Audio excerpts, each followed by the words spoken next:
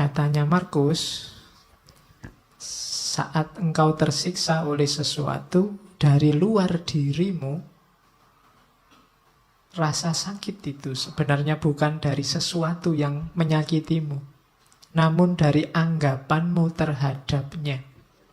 Dan engkau memiliki kekuatan untuk mencabutnya kapanpun kau mau. Kalau kamu disakiti orang, loh sebenarnya orang itu tidak bisa menyakitimu kalau kamu tidak mau sakit. Pak, orang itu bikin aku mangkel ya Pak. Loh, salahmu sendiri mau mangkel. Mbok kamu tidak usah mau jengkel, nggak usah mau mangkel kan, tidak jadi dia membuat kamu jengkel. Dia membuatmu jengkel karena kamu mau jengkel. Tolaklah rasa sakitmu dan rasa sakit itu akan lenyap. Tidak ada orang bisa menyakitimu, tidak ada orang bisa mencurangimu, tidak ada orang bisa menaklukkanmu kalau kamu sendiri tidak mau.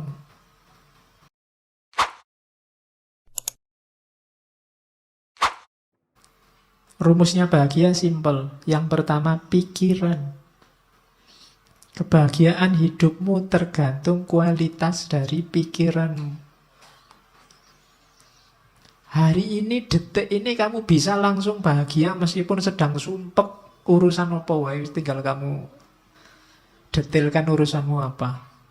Uang habis, makalah belum selesai, dosen ngamuk-ngamuk, bapak kos nagih misalnya. Itu kan sumpekmu kan kamu bawa di sini. Itu detik ini juga bisa selesai itu semua, tinggal kamu geser caramu berpikir. Yo gampang lah rumusnya. Duit habis gampang, teman masih banyak. Ya ngampung-ngampung dikit makan tidak apa-apa lah, utang-utang dikit pasti boleh. Nilai jatuh, alah semester depan bisa diulang. Ya makalah kok belum jadi-jadi gampang, Google masih sedia banyak referensi. Itu kan lebih simpel.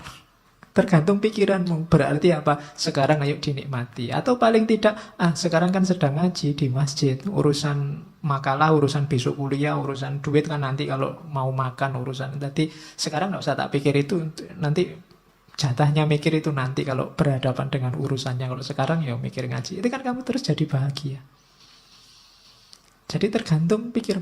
Ada urusanmu berat, apapun beratnya tinggal alah sekarang mikir ngopi-ngopi dulu lah, ngerokok-ngerokok dulu santai. Lu iso bahagia detik itu juga. Jadi kebahagiaanmu itu tidak tergantung apa-apa di luar dirimu, tapi pikiranmu. Makanya sangat sedikit hal yang dibutuhkan untuk hidup bahagia dan semuanya ada dalam dirimu. Di mana itu? Caramu berpikir. Misalnya kamu, Pak, saya sumpek hari ini Pak, orang Indonesia itu loh terpecah dua. Ada kubu pro calon ini, kubu pro calon itu. Loh yang nyuruh kamu mikir itu loh siapa? Nggak ada orang yang nyuruh kamu ngomentari itu loh. Salahmu dewe kamu menyumpekkan dirimu dengan itu. Bahagialah. Banyak hal untuk dinikmati dan bahagia. Nah, itu rumus pertama ya, bahagia dari pikiran. Yang kedua, kebahagiaan akan lahir, hati-hati jangan dicantelkan pada hal di luar dirimu. Katanya Markus, kebahagiaan mereka yang ingin populer tergantung orang lain. Orang yang semacam ini tidak akan bisa bahagia. Orang yang ingin populer berarti dia butuh follower banyak, dia butuh jempol banyak, dia butuh dipuji, butuh dikomentari.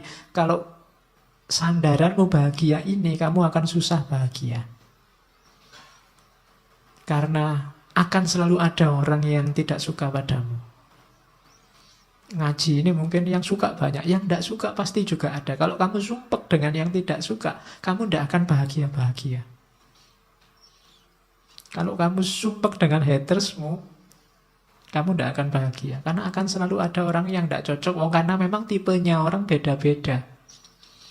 Jadi kebahagiaan orang yang ingin populer itu tergantung pada orang lain. Maka jangan nunggu populer dulu baru bahagia. Jangan nunggu dipuji banyak orang dulu baru bahagia. Bahagialah sekarang. Kebahagiaan mereka yang nyari kesenangan akan diikat, berubah-ubah sesuai mood yang berada di luar kontrol mereka. Nah, ini kalau kamu ingin bahagia saat senang saja, kamu mungkin juga susah bahagia. Kenapa? Hidupmu kan banyak sumpeknya, banyak alangannya, banyak rintangannya. Seneng wisuda, tidak lama, besoknya sudah sumpek mikir kuliah lagi, apa kerja, apa kawin, sumpek lagi. Ya kan? Tidak ada selesainya. Kalau kamu mengandalkan seneng, hidupmu itu tidak pernah seneng full 100%, selalu ada bagian sumpeknya. Kalau kamu nunggu mood seneng baru bahagia, kamu mungkin tidak bahagia-bahagia. Alhamdulillah Pak, dapat uang banyak. Besoknya sumpek, ini duitnya buat apa? Terus gegeran, terus macam-macam. Tidak lama ternyata kalau bahagia itu mengandalkan senang.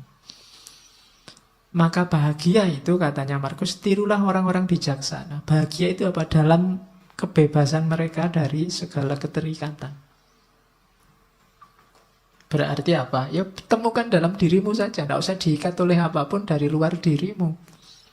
Dengan pikiranmu saja sekarang kamu sudah bisa bahagia kok. Ngapain capek-capek nyari cantelan di luar? Jadi itu rumusnya bahagia. Pikiranmu. Yang kedua, jangan diikat oleh yang di luar dirimu. Dan yang ketiga, jalani hidupmu sesuai fitrah. Setiap makhluk hidup akan utuh. Berarti menemukan kebahagiaannya saat mengikuti jalan dalam alamiahnya sendiri. Jadi jalannya sendiri yang alami. Ya kayak tadi loh, ya kalau makan, kalau lapar ya makan, haus ya minum, simple, jalan-jalan hidup yang simple, tidak rumit-rumit. Kamu akan bahagia.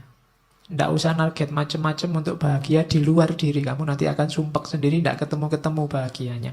Nikmati hidupmu, jalani hidupmu sesuai fitrahmu. Tidak usah pakai semboyan. Pokoknya Pak, saya tidak akan kawin sebelum kaya, itu bikin sumpek sendiri. Ya kalau memang ada calonnya, cukup segalanya, ya nikah saja. Saya Pak, sebelum 29 misalnya, itu kan banyak yang begitu. Tidak usah lah, bikin rumit sendiri. Pokoknya kalau cocok sesuai apa-apanya jalan, ya nikah saja, tidak masalah. Itu hidupmu akan utuh.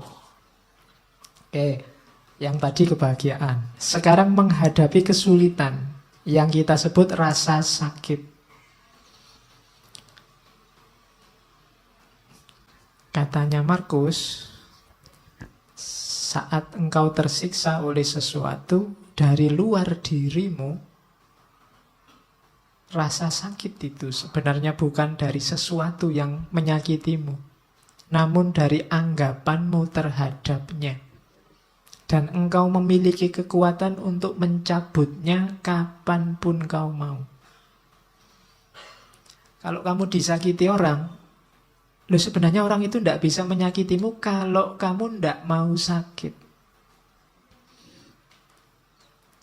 Pak, orang itu bikin aku mangkel ya Pak. Loh salahmu sendiri mau mangkel. Mbok kamu tidak usah mau jengkel, nggak usah mau mangkel kan. Tidak jadi dia membuat kamu jengkel. Dia membuatmu jengkel karena kamu mau jengkel. Tolaklah rasa sakitmu dan rasa sakit itu akan lenyap.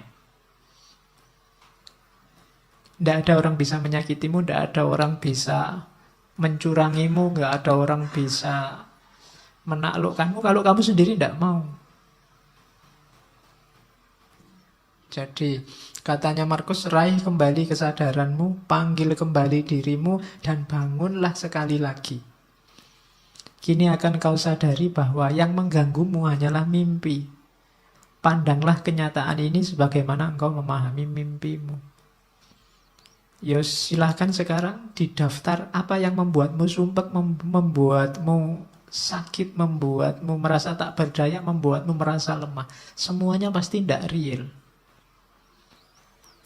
Semuanya bukan sesuatu yang nyata. Hanya permainan pikiranmu dalam tanda petik.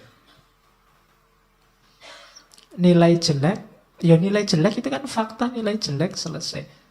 Dia tidak harus menyakitimu bahwa kamu besok akan ngulang kuliah lagi sehingga nilainya jadi baik. Ya diulang saja tanpa harus merasa sakit kan bisa. Diputus pacar Pak, itu sakitnya luar biasa. Ya wis putus, ya putus saja. Lah kok enak? Aku yang diputus kok terus aku merasa sakit. Kan double berarti. Kamu mutus aku ya sudah, tapi aku tidak sakit kok. Wah itu lebih gaya. Iya. Jadi sakit atau tidak itu kan kamu yang bisa ngatur. Pedih hatimu itu dirimu sebenarnya. Tidak bisa. Engkau membuatku sakit hati itu tidak bisa.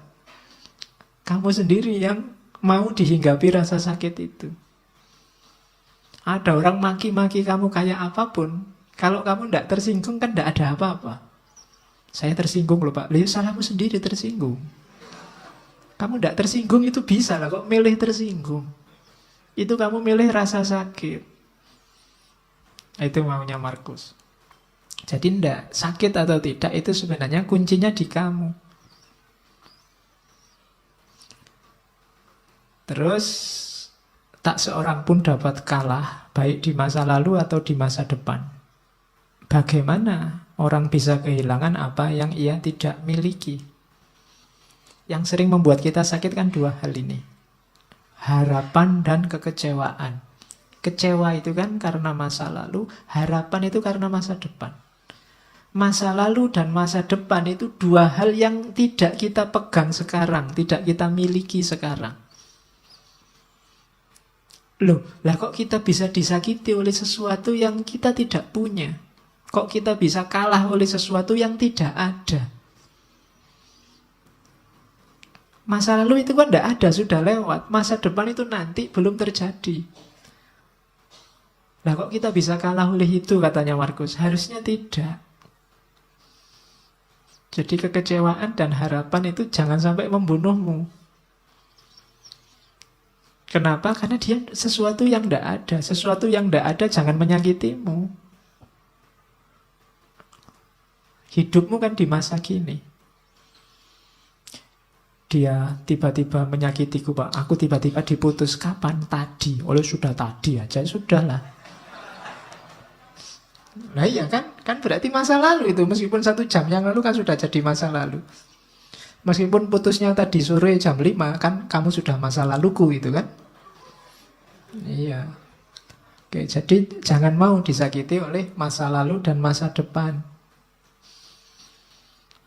Berpikir yang positif. Kayak di kalimat terakhir itu. Adalah nasib burukku semua ini terjadi padamu. Padaku sebenarnya itu. Kita kan sering mengeluh begitu. Aduh nasibku kok jelek ya. Katanya Markus jangan begitu. Bilang saja nasibku baik. Adalah nasib baikku.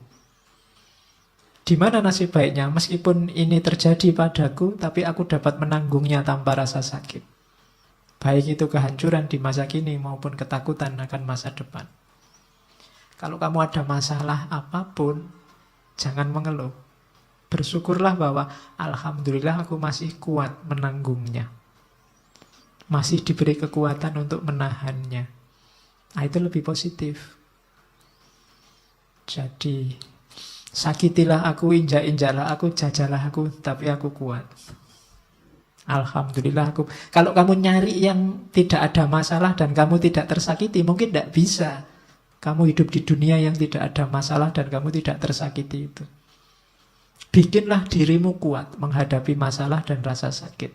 Maka segalanya akan selesai. Jadi, jangan mau disakiti. Jangan mau itu bukan untuk orang yang menyakiti, tapi untuk dirimu sendiri. Jangan kamu terima rasa sakit itu, maka kamu tidak akan sakit. Nah, ini rumus yang kedua. Yo, rasanya sih memang berat, tapi lama-lama dilatih mungkin bisa. Orang-orang besar, pemimpin-pemimpin besar, itu mungkin mereka mampu melakukan ini. Kalau besok kamu jadi pemimpin labil, mudah sakit, mudah tersinggung, mudah marah, mungkin kamu tidak bisa jadi pemimpin yang baik. Kamu harus punya daya tahan. terhadap rasa sakit. Kamu harus kuat mendengarkan, kuat melihat, kuat membaca, kuat memahami, tanpa harus reaktif karena rasa sakit. Nah, itu rumus selanjutnya dalam hidup. Jadi tadi ada kehidupan, kemudian caranya untuk bahagia, dan cara untuk menghindari rasa sakit. Katanya Markus, saat bertindak jangan menunda-nunda, saat berkata jangan membingungkan orang lain, saat berpikir jangan sesat, latihan berpikir yang jernih, jiwamu jangan pasif atau agresif. Pasif itu tidak ngapa-ngapain, agresif itu menyerang orang lain. Hidupmu jangan hanya mencari keuntungan. Nah, ini rumusnya. Lakukan kebaikan segera, jangan ditunda-tunda. Kalau ada perlunya ngomong, ngomonglah yang bisa dipahami orang dan bermanfaat. Jangan ngomong yang cuma membingungkan orang, apalagi menyakiti. Berpikirlah yang jernih. Kemudian mentalmu harus mental aktif, tapi tidak agresif, apalagi pasif. Aktif itu selalu mengejar, mencari yang lebih baik, lebih benar.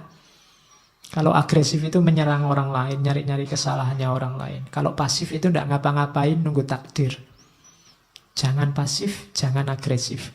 Terus hidup jangan hanya menggunakan kalkulasi untung rugi. Kamu akan kecewa. Kamu akan kehilangan banyak malahan. Setiap kali mau melakukan kebaikan, kalau kamu hanya nyari kalkulasi untung ruginya, akan ada sangat banyak hal yang terlewat dalam hidupmu nantinya. Maka Markus ngasih rumus 5 itu. Bertindak jangan ditunda, berkata jangan membingungkan, berpikir jangan sesat, jiwamu jangan pasif atau agresif, hidupmu jangan hanya mencari keuntungan. Kalau apapun yang kamu lakukan mencari keuntungan, yang ketemu justru adalah kerugian. Nah, ini rumusnya hidup. Ini enak kalau diceramahkan, kalau dijalankan berat. Ya, kalau ngomong kan enak, kamu mantuk-mantuk, oh iya Pak, bener Pak. Cuma ya nanti keluar dari sini ya kembali ke asal. Kindness is unconquerable. Kebaikan itu tidak terkalahkan selama without flattery or hypocrisy. Selama tidak dibarengi flattery, kesombongan atau kemunafikan. Kemunafikan berarti baiknya pura-pura. Flattery berarti baiknya berpamrih dipuji, untuk kamu bahan menyombongkan diri. Jadi kebaikan itu akan rusak kalau kemasukan flattery dan hipokrisi. Flattery berarti ada pamrihnya, dan hipokrisi berarti kamu sebenarnya tidak melakukan kebaikan, cuma pura-pura. Kalau baikmu tulus, tidak pura-pura, maka kebaikanmu tidak akan ada yang mengalahkan. Unconquerable. Mungkin pakai rumus ini yang dipakai oleh Markus, sehingga sedahsyat apapun kepahitan hidupnya, kesulitan yang dia hadapi, dia bisa bertahan sampai akhir. Dan jadi salah satu kaisar paling menonjol dari Romawi.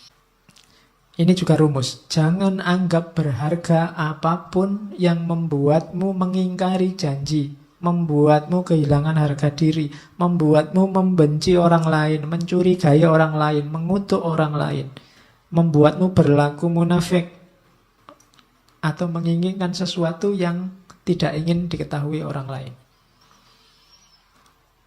Jangan anggap berharga itu maksudnya jangan diambil ini. Apapun yang membuatmu membenci orang lain, mending tidak usah kamu ambil. Membuatmu nantinya akan mengutuk-ngutuk orang lain, mending tidak usah kamu ambil. Membuatmu kehilangan harga diri, tidak usah kamu ambil. Itu yang disebut jangan dianggap berharga. Kok ada postingan yang isinya kemungkinan membuatmu benci sama seseorang atau sekelompok orang, kamu tinggal saja. Karena postingannya tidak penting, tapi dampaknya pada jiwamu besar.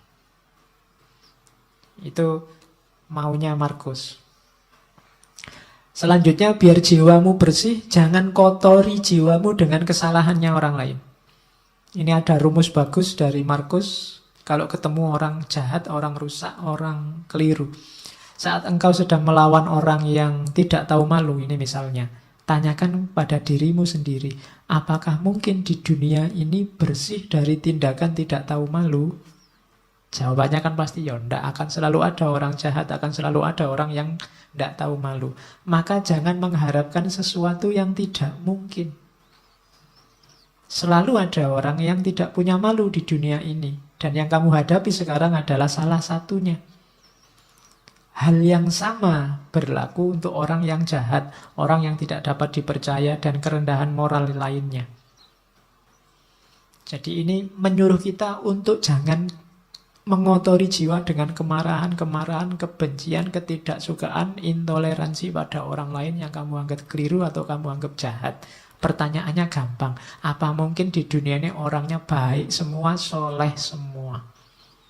Kan tidak mungkin. Kalau kamu marah berarti kamu tidak terima kalau di dunia ini ada orang jelek, ada orang tidak baik. Kalau kamu tidak terima, berarti kamu sedang melakukan sesuatu yang tidak masuk akal. Karena kamu menuntut sesuatu yang tidak mungkin terpenuhi. Akan selalu ada orang jelek, orang jahat. Maka ngapain kamu mengotori dirimu gara-gara itu?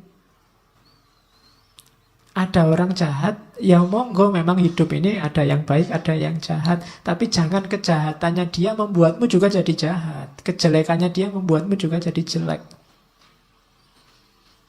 Hari ini banyak begitu, karena grup sana maki-maki, kamu juga maki-maki. Karena grup sana kemarin menggoreng isu, sekarang ada isu baru, saatnya kita balas menggoreng isu. Sama saja, itu berarti jiwa kita sama-sama kotor. Kalau kamu mimpi orang itu harus baik semua sesuai idealmu, mimpimu itu mimpi yang tidak realistis. Tidak mungkin orang itu akan jadi baik semua. Kalau kamu tidak terima ada orang jahat, kamu menyusahkan dirimu sendiri. Akan ada selalu orang yang tidak baik. Maka bersihkan dirimu. Ingatlah, mereka tidak benar-benar menyakitimu, dan mereka tidak melenyapkan atau mengubahmu, melenyapkan kemampuanmu untuk milih. Hidupmu tetap bebas tanpa harus terikat oleh mereka, meskipun kamu hidup bersama mereka. If any man despise me, kalau ada orang menjahatiku, itu urusannya dia. Urusanku adalah tidak melakukan atau mengatakan sesuatu yang layak dicela. Jadi kalau ada orang jahat padamu, kalau ada orang menyakitimu, itu sebenarnya tidak ada urusan denganmu, urusannya dia. Pak, nanti kalau saya dibohongi orang, bohong itu urusannya dia. Urusanmu adalah jangan melakukan tindakan tercela, itu aja. Nah, kalau ini pendidikan diri, rumusnya pendidikan diri itu be tolerant with others and strict with yourself. Saya tulis ini besar-besar karena hari ini banyak orang yang dibalik. Banyak orang yang toleran dengan dirinya sendiri, kemudian strict dengan orang lain. Kalau sama dirinya sendiri dimaafkan terus, dicarikan alasan, dicarikan dalih. Tapi begitu sama orang lain, kakunya luar biasa. Orang lain tidak boleh keliru, tidak boleh minta maaf, tidak boleh. Itu yang kita lakukan hari ini, dan terjadi di mana-mana saling balas-membalas. Terbalik. Harusnya kita toleran terhadap orang lain dan strict terhadap diri kita sendiri. Jangan dibalik. Nah, ini rumusnya. Aku sering heran kenapa orang mencintai dirinya lebih dari semua orang yang lain, namun ia kurang menghargai pandangannya sendiri tentang dirinya dibandingkan pandangan orang lain. Ini nasihat sebenarnya untuk kamu jangan mudah terpengaruh oleh orang lain. Jangan mudah terpengaruh oleh komentarnya orang, pandangannya orang terhadap dirimu. Kamu punya jati diri sendiri, tidak apa-apa. Orang ngomong apa aja, tidak usah terpengaruh. Logikanya orang itu lebih mencintai dirinya sendiri. Berarti apa? Lebih dengarkanlah pandanganmu sendiri. Jangan mudah tertipu oleh orang lain. Apapun yang dilakukan atau dikatakan orang, aku harus tetap menjadi Zamrud dan mempertahankan warnaku. Ini urusannya jati diri. Hidup sama orang lain, ya, toleran, ya, tapi jati diri jangan hilang. Kamu punya identitas sendiri. Terus nasihatnya Markus, ya, awas ya, kamu jangan merendahkan dirimu sendiri. Teruslah rendahkan dirimu, wahai jiwa, maka segera peluangmu untuk mendapat kehormatan akan lenyap. Lama-lama identitasmu hilang dan kamu tidak akan dihargai orang. Setiap orang punya satu kehidupan. Milikmu sudah hampir habis gara-gara kamu singkirkan terus, kamu sisihkan terus identitasmu. Dan engkau tidak memperlakukan dirimu sendiri secara hormat, engkau malah mempercayakan kebahagiaanmu pada jiwa-jiwa yang lain. Ini tuntunan untuk kita tegas pada diri sendiri. Oke. Saya bawa quote terakhir, engkau selalu memiliki pilihan untuk tidak berpendapat. Ini nasihat untuk kita hari ini ya. Tidak ada yang nyuruh kamu tiap hari posting, tiap hari bikin status, tiap hari komentari statusnya orang lain. Engkau selalu memiliki pilihan untuk tidak berpendapat. Tidak berpendapat itu sah. Tidak perlu selalu susah payah atau membebani jiwamu dengan segala sesuatu yang tak dapat engkau kuasai. Hal-hal tersebut tidak membutuhkanmu untuk menilainya.